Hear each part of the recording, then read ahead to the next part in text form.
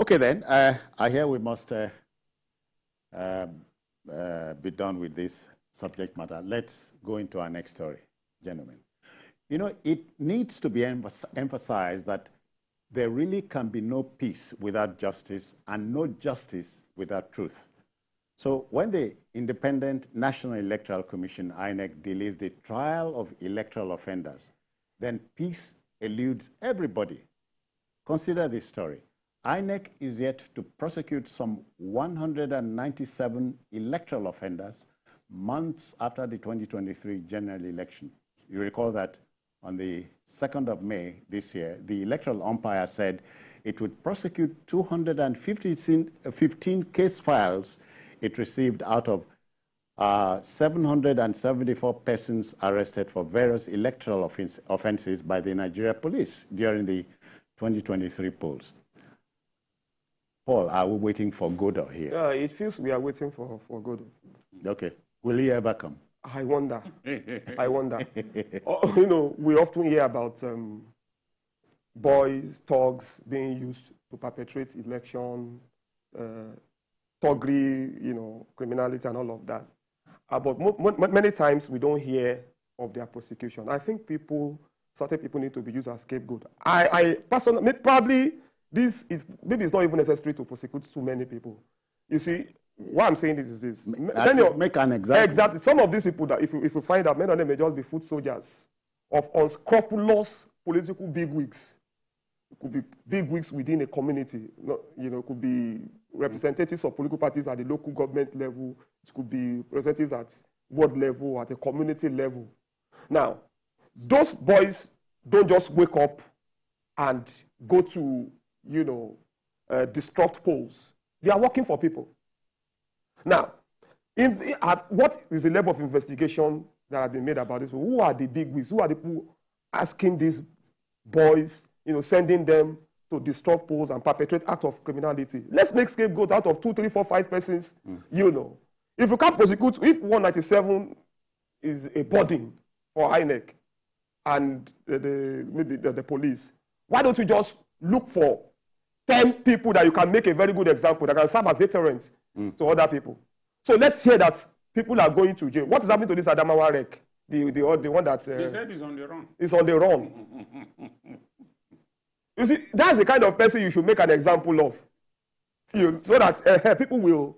Other people will listen. Starting from the top. Exactly now. Make an example of hearing INEC officials that you are found culpable. Make an example of politicians that you are found culpable. But you don't just sit here and then say, you need pro bono, you need lawyer, MBA to help you with pro bono, to help you take up cases. Yeah, pro bono, because that's an issue. If the INEC hopes for attorneys to take matters on a pro bono, you know, basis, then you are waiting for.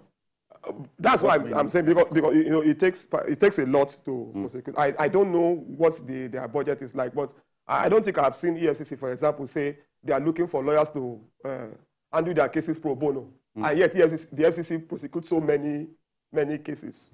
So let them even start with a few of them. Let's see. Let them start with a few of them. Let's see. INEC should be able to afford legal fees of a few lawyers who can prosecute some of these offenders. Yeah. So what's the big deal about prosecuting them? Yeah. Yinka, let's hear from our man, virtually. Okay. BKO, yeah, I hear you are in northeast Nigeria. Obviously, you are with us. So what's your take here? You know, INEC has guys, suspects in its custody, but taking them before the law is the wahala here. Yeah, it's always been a big problem for INEC to fund the prosecution of these people. There are so many electoral offenders. In every electoral cycle, we find so many of them. For example, the police actually gave INEC a list of 774 electoral offenders. I mean, for even an agency that is set up solely to prosecute criminal cases. This 774 is a handful. Oh, yeah. We all know that INEC is not prosecution of offenders is not primarily INEC's concern. INEC's concern is to organize elections in our country.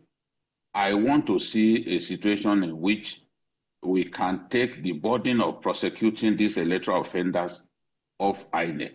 And that's why many people have suggested that we should have an electoral offences tribunal so that a lot of these people will not get away. Because where will INEC find the money to hire lawyers, pay the lawyers, and prosecute these people? It was because they found it difficult to raise money purely for the prosecution of hundreds of electoral offenders that they then got into conversation with the NBA with a view to having NBA prosecute these guys pro bono.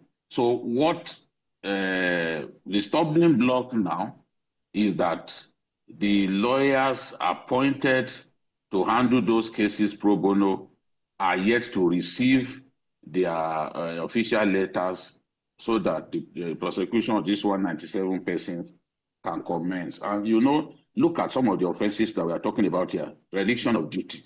That has to do with even INEC officials themselves. Criminal conspiracy.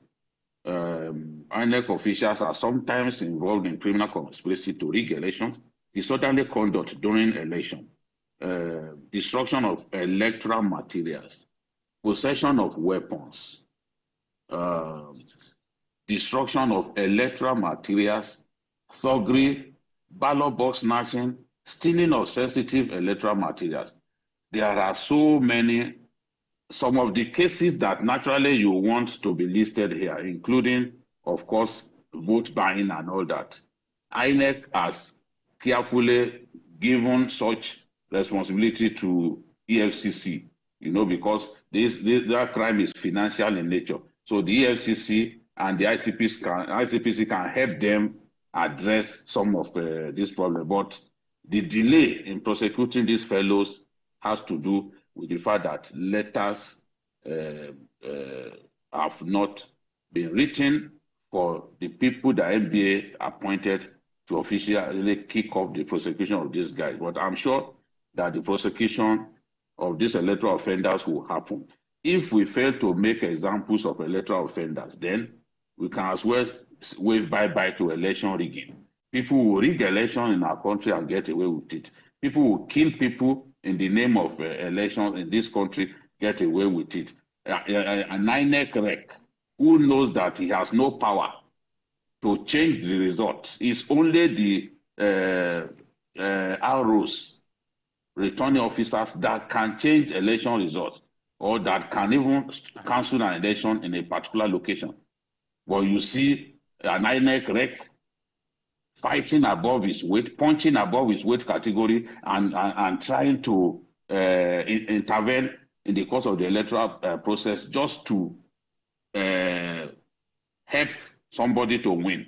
That was what the rec in Adamawa did. Yeah. Today, because that rec has some big Nigerians behind him, we are being told that he has escaped arrest. We are being told that even his surety too has evaded arrest. This is absolute rubbish. Yeah. We must bring him out and put him on trial. Yeah. That's the only way that people will learn why not? that Yeah. too. It does not pay. All right.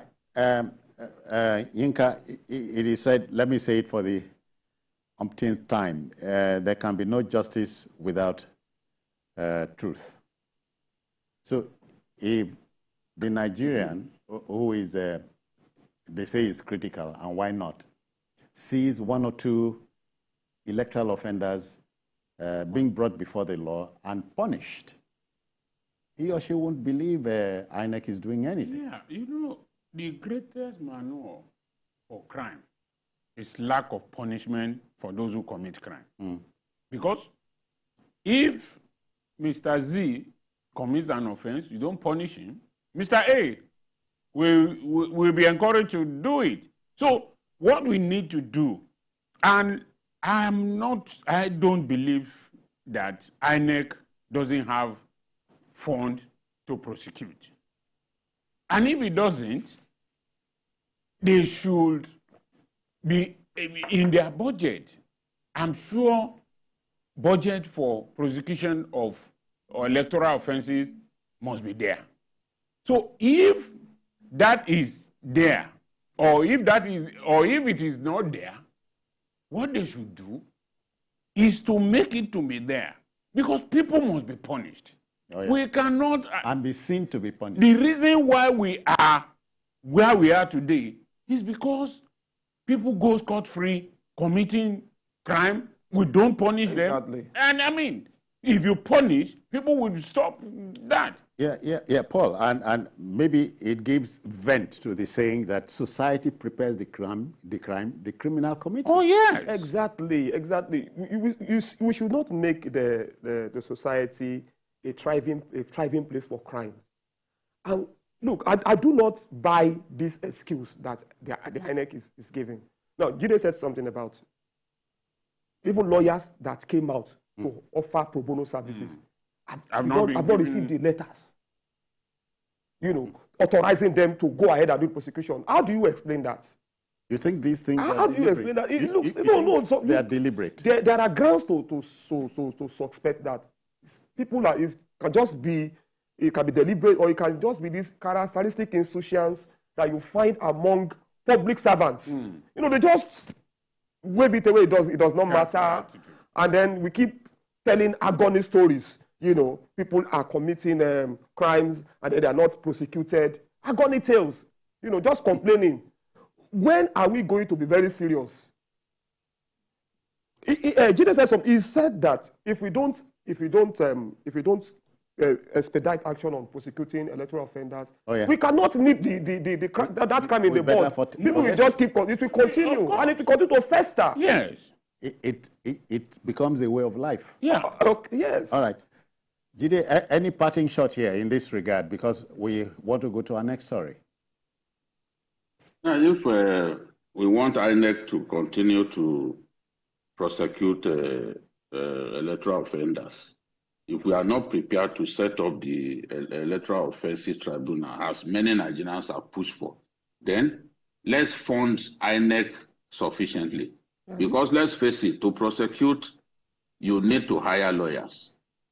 And these lawyers ask for good money. Don't forget, some of the offenders are also big people. So it's not small lawyers that you hire when someone goes to hire SANS and the rest of them. So the bulk of INEC's finances are for the conduct of elections, especially off-season elections and all that. There are so many off-season elections. People die, you do by-election, you do this, you do that. So that is where the bulk of their money goes. But if we want them to continue to prosecute electoral offenders and we don't want a tribunal, then we should fund them adequately in a manner that allows them to find enough funds to be able to take care of these undesirable elements, beating people up during election days and all that. Thank you. Okay, so we'll take